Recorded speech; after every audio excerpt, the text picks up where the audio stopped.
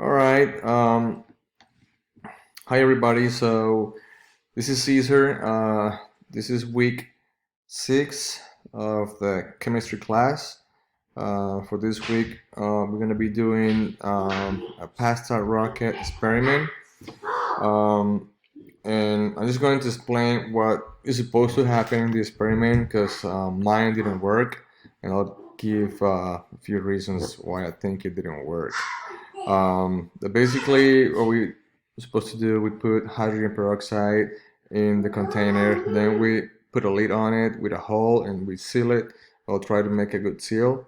Then we put on top of that little hole, we put the pasta, and hopefully the oxygen released from the reaction goes through the pasta, and once we lit it up, it's supposed to create a rocket effect, but as you can see, mine didn't work. Um, it probably didn't work. I don't know, maybe the seal wasn't good enough, or maybe it looks like maybe I used too little hydrogen peroxide.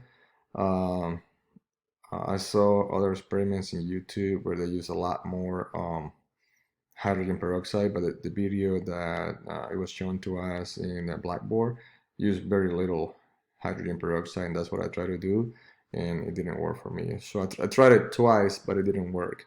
But what they're supposed to do is that the pasta is basically um, the combustible that is used, or the as fuel in this experiment.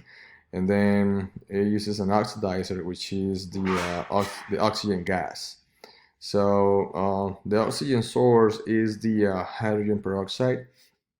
The oxygen is liberated from the peroxide by reacting with the yeast, which contains an enzyme that catalyzes the production of oxygen gas. So that's basically what happens here. I tried it and it didn't work. So like I said, maybe the the seal wasn't good enough, or maybe I didn't use enough hydrogen peroxide. But that's about it. That's my experiment for this week. Thank you.